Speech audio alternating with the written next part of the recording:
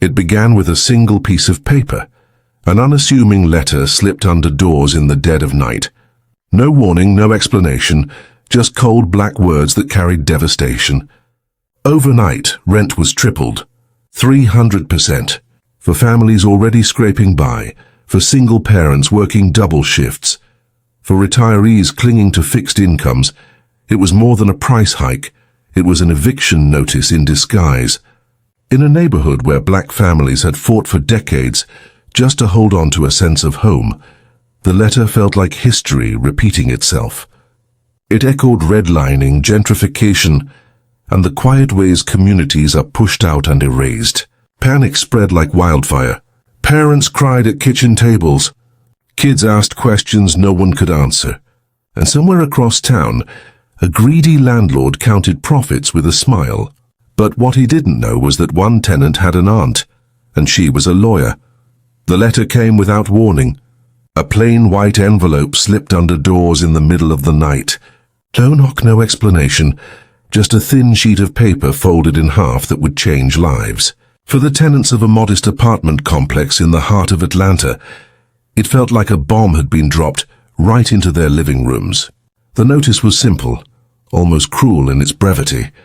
Effective next month, rent would increase by 300%. No exceptions, no negotiations, no sympathy. For families already stretched thin, for single parents balancing 2 jobs, and for retirees on fixed incomes, it was an unthinkable blow. It wasn't just rent, it was survival. And in a neighborhood where so many residents were black Americans fighting generational battles with housing insecurity, it struck deeper than numbers on a page. It felt like a betrayal of dignity. Shock turned quickly into grief.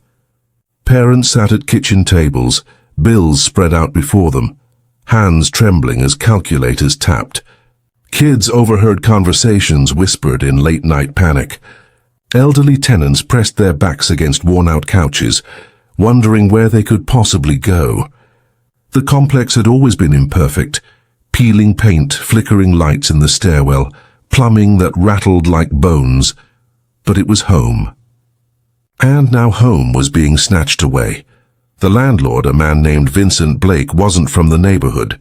He was the kind of owner who drove through in a glossy black car, windows rolled up tight, barely looking at the tenants whose rent checks funded his lifestyle.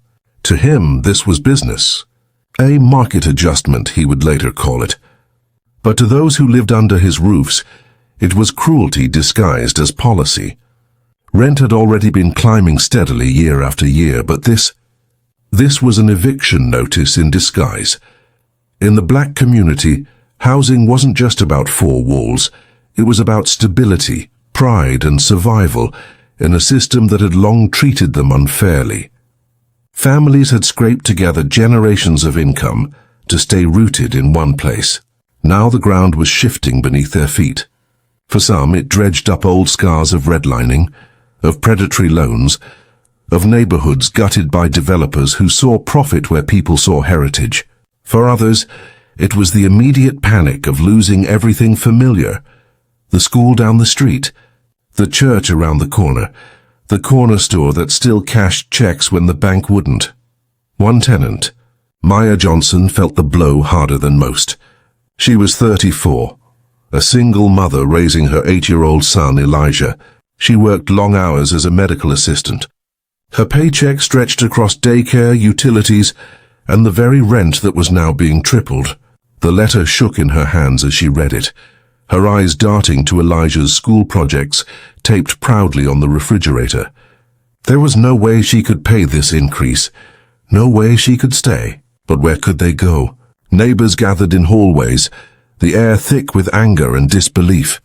Some spoke of leaving immediately, of packing up before the sheriff came knocking. Others talked of protesting, of demanding explanations. But under the frustration was a heavy silence. Most didn't have options. And that silence carried the weight of grief, the kind that comes when you know the system has already decided your fate. Vincent Blake wasn't worried. He had played this game before: raise rents to absurd levels, wait for tenants to leave, then remodeled the units into luxury apartments with granite countertops and sleek advertising. He didn't see families, only dollar signs. And while he slept soundly in his gated home across town, the tenants of his complex wrestled with despair. But there was one thing Vincent hadn't accounted for. Maya Johnson was not entirely alone. In her family was someone who knew the law better than most, a woman who had clawed her way to success in a world that rarely handed it freely. Her aunt, Denise Carter, was a seasoned attorney with a reputation that carried weight in courtrooms across Georgia. Ruthless, meticulous, and unafraid of confrontation, she had built her career on cases others wouldn't touch. Maya hadn't told her yet. The letter sat crumpled in her purse, as if hiding it could make the nightmare go away. But grief has a way of turning into resolve, and resolve, when fueled by injustice, can ignite into something unstoppable. As the week wore on, whispers turned into plans. Neighbors began swapping stories, tallying their years in the building, their struggles and their fears. Some suggested banding together, taking their landlord to task. Others shook their heads, convinced the fight was already lost.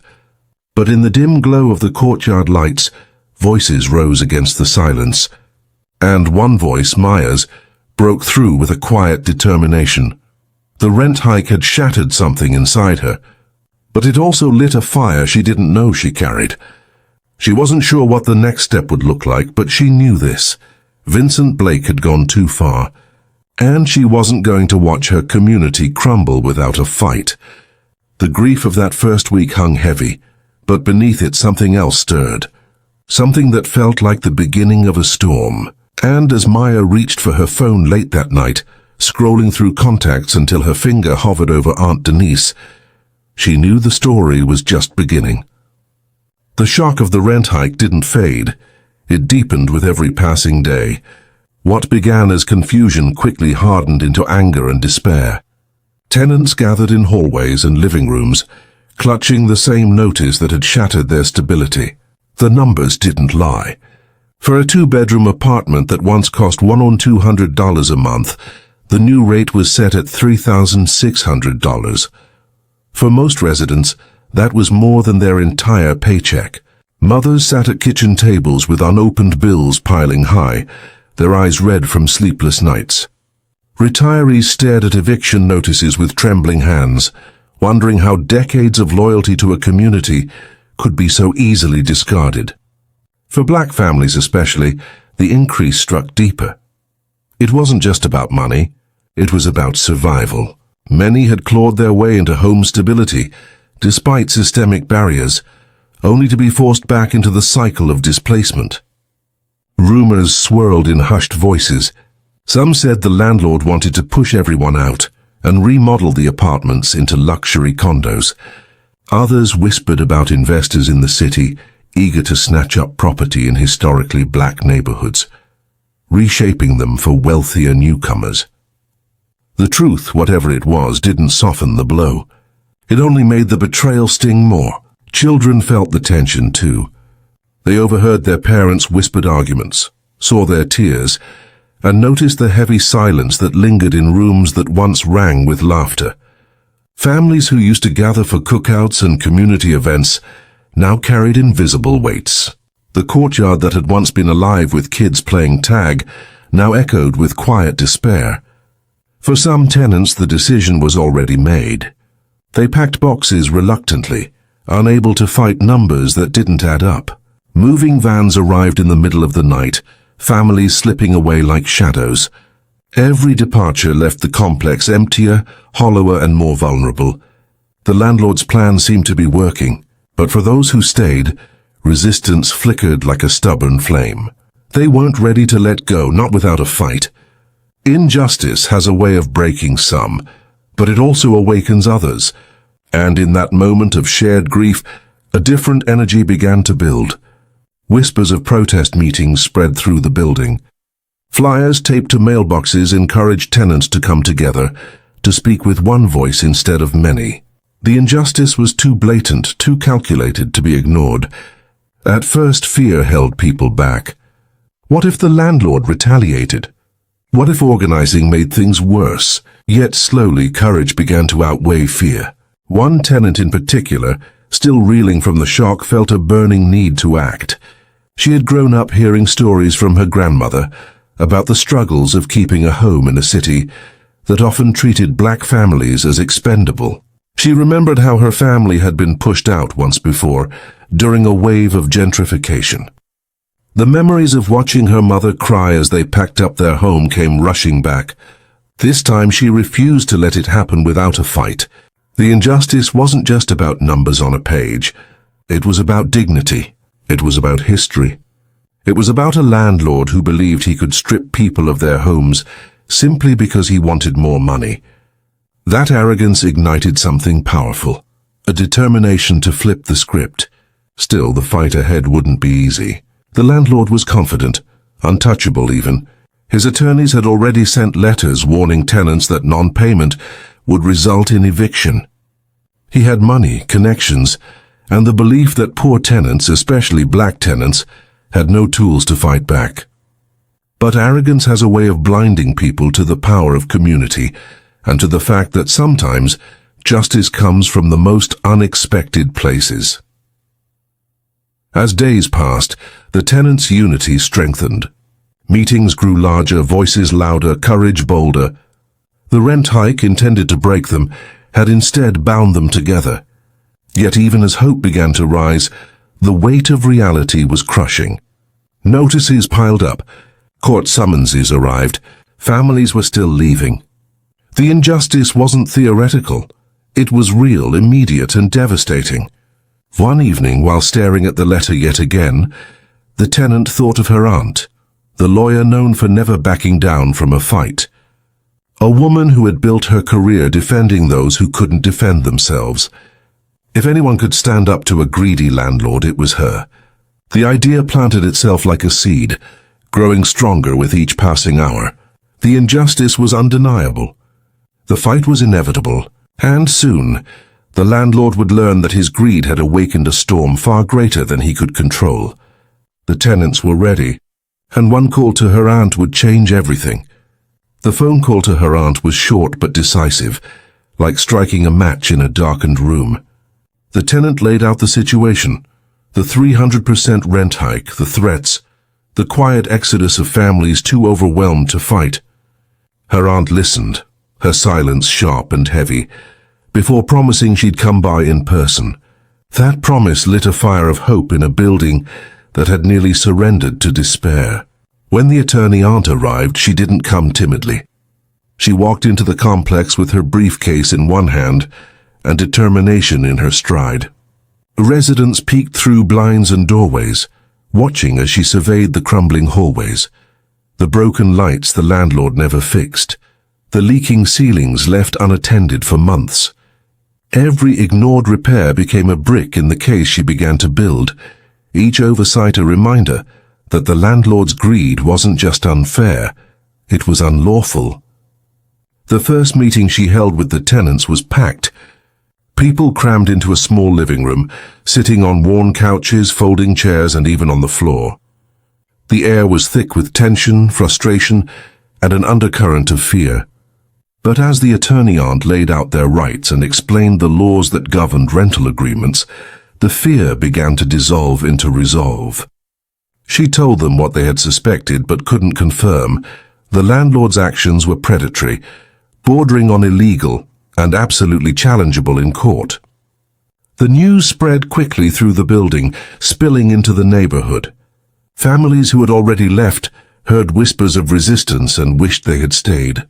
Those who remained began to feel emboldened. For the first time, the balance of power started to tilt ever so slightly back toward the tenants. The landlord, however, didn't take this quietly. Word of organizing reached him, and his response was swift and cruel. Security cameras appeared overnight, mounted on corners of the building like watchful eyes. Notices went up threatening penalties for unauthorized gatherings. Maintenance requests, already rare, were flatly denied. It was a clear message. He was watching and he wouldn't tolerate defiance. But intimidation couldn't smother the momentum. In fact, it fueled it. The aunt encouraged the tenants to document everything, every ignored repair, every intimidation tactic, every retaliatory measure. Soon, folders thick with evidence were passed around. What once seemed like isolated frustrations began to form a pattern of abuse. Outside the building, the neighborhood itself became a battleground. Protest signs appeared on street corners. Local activists, recognizing the broader issue of gentrification and displacement, joined in solidarity. What began as one landlord versus one building now symbolized a larger fight. The struggle of working-class families, especially black families, to hold on to their homes and dignity in the face of greed. The landlord grew bolder in his tactics. He hired private security to patrol the building, men in dark uniforms who walked the hallways like enforcers. Tenants described being followed to their doors, and their children were questioned about where meetings were held. The atmosphere, once vibrant with community, now felt like living under siege. Still, the aunt reassured them. Each escalation from the landlord only strengthened their case. Retaliation, harassment, intimidation, these were not signs of strength but of weakness. He was afraid and fear made him reckless. The law, she reminded them, was on their side. The escalation spilled into public view when local news caught wind of the story. Cameras rolled as tenants held rallies in front of the building, chanting for justice, while holding posters with photos of the moldy walls, broken plumbing, and skyrocketing rent notices. The landlord, unprepared for the glare of media attention, tried to paint himself as the victim. He gave interviews claiming he was simply adjusting rates to market value. But his dismissive tone, his arrogance on camera, only fanned the flames. For tenants, especially those who had lived in the neighborhood for decades, the landlord's words cut deep. He wasn't just raising rent, he was erasing lives, pushing out the very people who had built the community. His greed was a slap in the face to every sacrifice they had made to keep roofs over their families' heads. Escalation wasn't only about confrontation, it was about resilience. Neighbors who once barely spoke to each other now shared meals, offered childcare during meetings, and helped elderly residents navigate legal paperwork. A sense of solidarity blossomed where despair once reigned. Yet even with momentum building, the stakes couldn't be ignored. Eviction notices continued to arrive. Court dates were looming. The landlord's lawyers sent intimidating letters, thick with legal jargon meant to confuse and scare. For many tenants it was overwhelming. Some nights were sleepless, filled with worries about where they would go if they lost. But the aunt, sharp and unflinching, assured them this was exactly what bullies did: create fear to make people surrender. She urged them to hold steady. Their strength was not in facing this alone, but together. And together, they were a force the landlord could no longer ignore. By the end of the chapter, the building no longer felt like a scattered collection of isolated families. It had become a community united in a single purpose: to fight back against injustice. The landlord thought he could break them apart with intimidation and greed. Instead, he had forged their unity. Still, the tension was unbearable. Court dates were now set. The showdown was inevitable. And as the aunt prepared her legal strategy, the tenants braced themselves for the fight of their lives. The battle lines were drawn. The escalation was complete. What came next would determine everything. The courthouse steps felt heavier than concrete that morning. Tenants who had lived in the same building for years shuffled forward with their children, clutching folders of evidence, their faces etched with both fear and determination. Reporters hovered nearby, cameras poised, waiting to capture what had become one of the city's most heated tenant-landlord battles. For the families, this was no longer just about rent. It was about survival, dignity, and a chance to stand against a system that had always seemed stacked against them. The aunt, immaculately dressed, stood tall at the front of the group. She was no stranger to pressure, but even she recognized the weight of the moment. These weren't just clients. They were her people, a community that represented the struggles of countless others. And this case, with its glaring evidence of exploitation and abuse, was their turning point. Either they would bend under the landlord's power, or they would rise and force accountability. Inside the courtroom, the atmosphere was electric. The landlord sat smugly at his table, flanked by a team of sharp-suited lawyers. His smirk carried the same arrogance the tenants had come to know all too well. For him, this was business. For them, it was life or eviction. The opening argument set the tone. The aunt laid out a case that was impossible to ignore. Photographs of unsafe living conditions, records of ignored maintenance requests, and copies of rent increase notices that showed a sudden absurd jump of 300%. Each piece of evidence landed like a blow, painting a picture of greed, negligence, and deliberate exploitation. The landlord's lawyers objected repeatedly, but the judge, attentive and serious, allowed most of the evidence through. For the tenants, it was a revelation to see their frustrations articulated so clearly, so powerfully. Their lived experiences, once dismissed, were now being validated in front of the court. Some cried quietly in the gallery, overwhelmed by the feeling that finally someone was fighting for them in a space where they had always felt powerless. But the landlord didn't back down. His lawyers countered with claims that the rent increases were market adjustments, that the tenants had mismanaged their own units, that any damages were due to their negligence. He leaned back in his chair, confident that his wealth and legal muscle would overpower the voices of working-class families. What he didn't anticipate was how well prepared the aunt had been. She introduced city inspection records that directly contradicted his claims. She revealed testimony from former tenants who had moved out under similar rent hikes, showing a pattern of predatory behavior. She even uncovered tax records suggesting the landlord had been inflating expenses and hiding income. Each revelation chipped away at his facade of control. The turning point came when a tenant, an elderly black woman who had lived in the building for over 25 years, testified about how the rent increase would force her out of the only home she had known since raising her children. Her trembling voice carried the weight of generations who had been pushed out of their neighborhoods by gentrification. The courtroom fell silent. Even the judge leaned forward, visibly moved. It was no longer just a legal battle, it was a human one. Outside the courtroom, the momentum spread.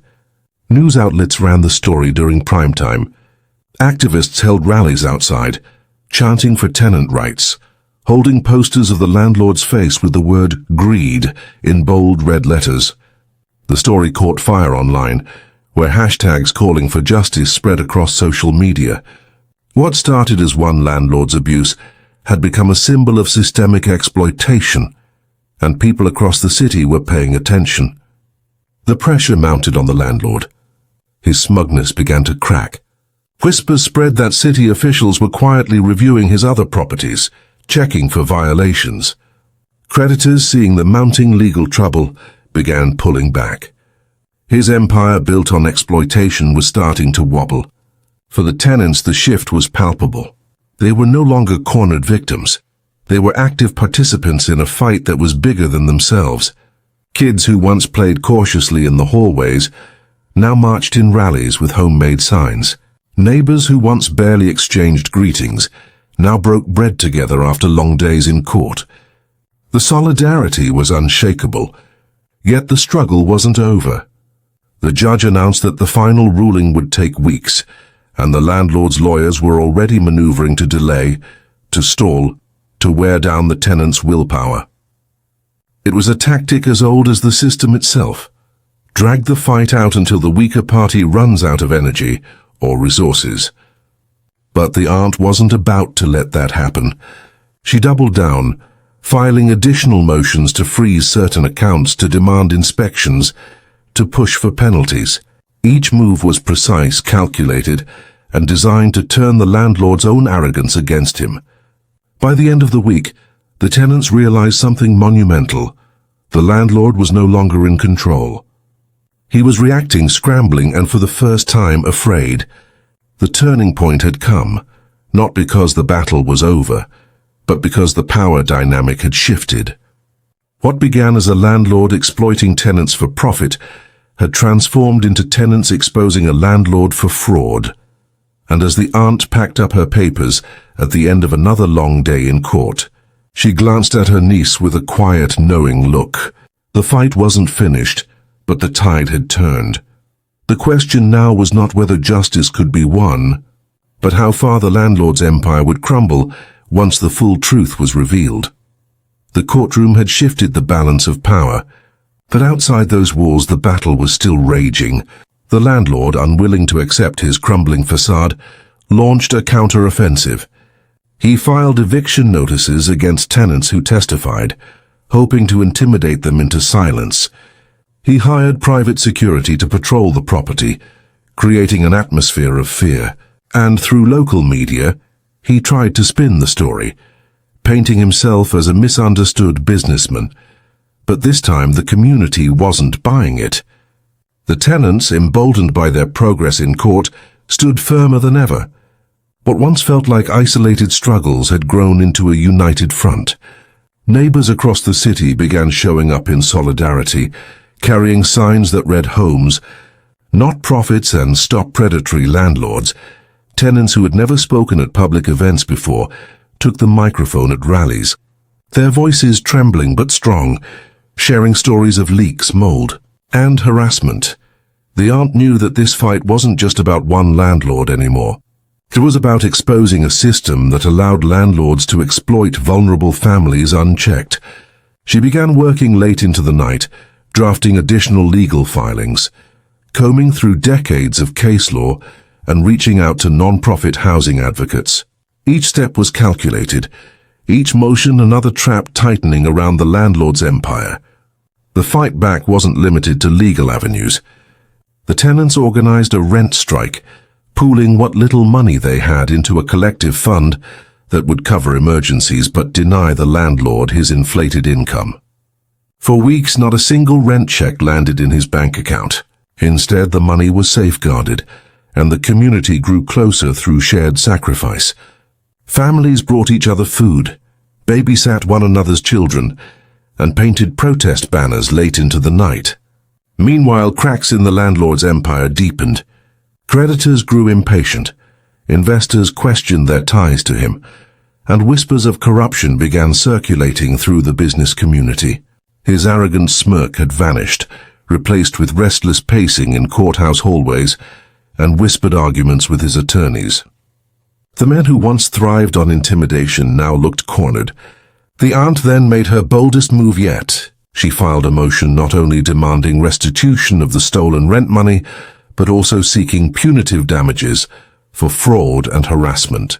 This wasn't just about surviving anymore. It was about making the landlord pay for every ounce of misery he had inflicted. The filing was airtight, backed by a mountain of evidence that painted him not as a businessman, but as a predator. The landlord tried to retaliate with his own lawsuits, targeting the aunt personally, accusing her of misconduct, but each attempt crumbled under scrutiny. Judges dismissed his claims as frivolous, and in some cases sanctioned him for wasting the court's time. His lawyers, once confident, now looked weary, their folders thinner with each hearing. The fight was relentless, and it took a toll on the tenants. Exhaustion showed on their faces, and doubt crept in during late-night meetings. But the aunt reminded them that every victory mattered, no matter how small. Every delay the landlord faced, every sanction issued against him, every headline that framed him as greedy rather than respectable was another step toward justice. As weeks turned into months, the story captured national attention. Major news outlets sent crews to cover the rallies. Politicians began weighing in, some proposing emergency measures to curb abusive rent hikes. The landlord's name became synonymous with corruption, his reputation shredded in real time. What had started as one building's crisis had spiraled into a citywide movement. Then came the day that crystallized their fight. The aunt revealed in court that she had obtained bank records, documents, proving the landlord had siphoned rent money into offshore accounts while simultaneously neglecting building, maintenance and misrepresenting his income to investors. The courtroom gasped as the numbers flashed on the screen, undeniable proof of deliberate fraud. Even the judge's expression hardened at the blatant misconduct. It was no longer about a rent dispute. It was about a man who had built his empire on exploitation and lies. And now, piece by piece, that empire was being dismantled. But the landlord wasn't finished. Desperate, he tried to liquidate assets, moving money out of reach before the courts could freeze it. Tenants watched nervously as reports surfaced of him selling off smaller properties at lightning speed. Time was suddenly their biggest enemy. The aunt responded swiftly. She filed for an emergency injunction, demanding an immediate freeze on all of the landlord's accounts and assets until the case was resolved. It was a high-stakes gamble. If denied, it could embolden him further. If granted, it would cripple him overnight. The judge scheduled a hearing for the motion, and the courtroom filled to capacity. Tenants, reporters, activists, and curious neighbors packed the benches, all waiting to see whether justice would finally corner the landlord. When the ruling came, it was like a lightning strike. The judge granted the injunction. Every account, every property, every financial lever the landlord had depended on was frozen. For the first time, he sat still, pale and visibly shaken, stripped of the arrogance that had defined him. The fight back had worked. The tenants had turned fear into defiance, defiance into organization, and organization into a weapon that struck at the heart of the landlord's power: his money. But while the injunction was a victory, it was not the end. The final trial still loomed. The aunt knew the real test lay ahead, proving not only that the landlord had exploited his tenants, but also that his actions deserved the harshest consequences the law could deliver. And as the tenants gathered outside the courthouse, their voices echoing with chants of victory, the air was filled not just with relief, but with anticipation. The war was not yet won, but the landlord was no longer the predator. He was prey, and the endgame was coming. The day of the final trial arrived like a storm that had been gathering on the horizon for months. The courthouse stood tall against the morning sky, its marble steps already crowded with reporters, activists, and neighbors who had followed every twist of the battle. The air buzzed with anticipation. Everyone knew this was more than just a lawsuit. It was a reckoning. Inside, the courtroom was packed wall to wall. Families squeezed into benches, reporters scribbled furiously, and even city officials took seats near the back. At the center of it all sat the landlord, his once pristine suit wrinkled, his expression gaunt. The swagger that had carried him for years was gone, replaced with the hollow eyes of a man who realized he was cornered. Across the aisle sat the aunt, calm but resolute. Her presence radiated quiet authority. She had built her case brick by brick, piece by piece, and now stood ready to deliver the final blow. The tenants who had suffered under the landlord's greed filled the rows behind her, their faces a blend of hope, exhaustion, and determination. The trial opened with the landlord's defense. His attorneys tried to frame him as a victim of circumstance, a businessman unfairly vilified for raising rent in a tough economy. They argued that tenants were exaggerating, that property maintenance was costly, and that no laws had been broken. Their words floated in the air, desperate but hollow, met with skeptical frowns from jurors who had already endured weeks of damning evidence. Then came the aunt's turn. Her voice was steady as she laid out the narrative, the sudden tripling of rent, the harassment of tenants, the fraudulent bookkeeping, the offshore accounts. She walked the jury through bank records, property inspections, and testimonies from families who had lived with leaking roofs and broken heat, while their rent checks vanished into the landlord's pockets. Each detail cut deeper, dismantling whatever sympathy might have remained for him. The centerpiece of her case came when she projected a timeline onto the courtroom screen. Dates of rent hikes, aligned with wire transfers to hidden accounts. It was undeniable. Fraud, exploitation, deceit. The jurors leaned forward, their expressions hardening with each revelation. The landlord squirmed in his chair. he whispered furiously to his attorneys, but their expressions betrayed their own defeat. The evidence was overwhelming. As witnesses came forward, elderly tenants, single mothers, veterans, each painted the same picture of manipulation and cruelty. Their stories were raw and heartbreaking. Sleepless nights worrying about eviction, children getting sick from mold, families scraping by while their landlord flaunted luxury cars and vacations. By the time the last testimony ended, the air in the courtroom was thick with emotion. The defense offered little in rebuttal. They knew the tide had turned. When the closing arguments came, the aunt delivered words that echoed like thunder. She spoke not just of contracts and violations, but of dignity, community, and justice. She reminded the jury that this case wasn't about punishing success. It was about holding accountable those who built fortunes by crushing others. "This," she said, pointing toward the landlord, "is not business. It's exploitation. And today you have the power to end it." The jury left to deliberate, and silence filled the room. Every minute felt like an eternity. Tenants held hands. Reporters hovered with cameras ready. The landlord stared at the floor, tapping his foot, his mask of arrogance fully shattered. After hours that stretched like years, the jury returned. The four-person rows, paper trembling in their hands, and read the verdict. Guilty on multiple counts of fraud, harassment, and unlawful eviction practices. The landlord was ordered to pay millions in damages, restitution to every tenant he had wronged, and punitive damages so severe they threatened to bankrupt him entirely. On top of it all, criminal charges loomed for financial crimes uncovered during the trial. The courtroom erupted. Tenants wept openly, hugging one another. Reporters scrambled to file breaking headlines. The aunt remained composed, but a small, satisfied smile curved at her lips. Justice had been delivered, not just for her niece, but for every family who had suffered in silence. The landlord sat frozen, his face ashen. The reality settled on him like a crushing weight. His empire was gone, his accounts frozen, his properties soon to be seized. For the first time, he wasn't the predator. He was the fallen giant, stripped of power, exposed for who he truly was. Outside the courthouse, the celebration spilled into the streets. Protest signs waved triumphantly, chants filled the air, and neighbors from across the city joined in.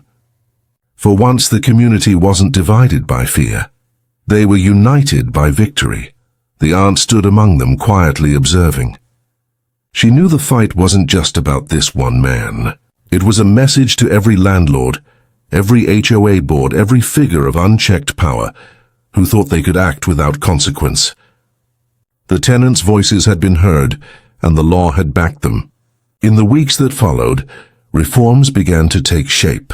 Politicians introduced bills to cap predatory rent hikes. Tenant unions grew stronger, fueled by the victory. And the landlord, once untouchable, became a cautionary tale whispered in real estate circles, a name synonymous with greed and downfall. For the family at the center of it all, the outcome was life-changing. They moved into a safe, affordable home, no longer living under the shadow of constant threats. They rebuilt their lives with the knowledge that when injustice rises, it can be fought and it can be defeated. The aunt, though proud, knew her work wasn't over. There would always be another fight, another case, another family in need of someone willing to stand up. But for now, she allowed herself a moment of rest, knowing that in this battle, justice had not only been delivered, it had been made visible for the world to see. And for the landlord, his downfall was complete. His wealth stripped, his reputation destroyed, his name etched forever in court records as a fraud. The man who once tried to crush others to secure his fortune now stood homeless, a bitter irony that was impossible to ignore. Justice had a sense of poetry. This was today's secret. Every shed hides a secret, but remember, the shed never stays quiet for long. Until next time, Secret Shed Stories.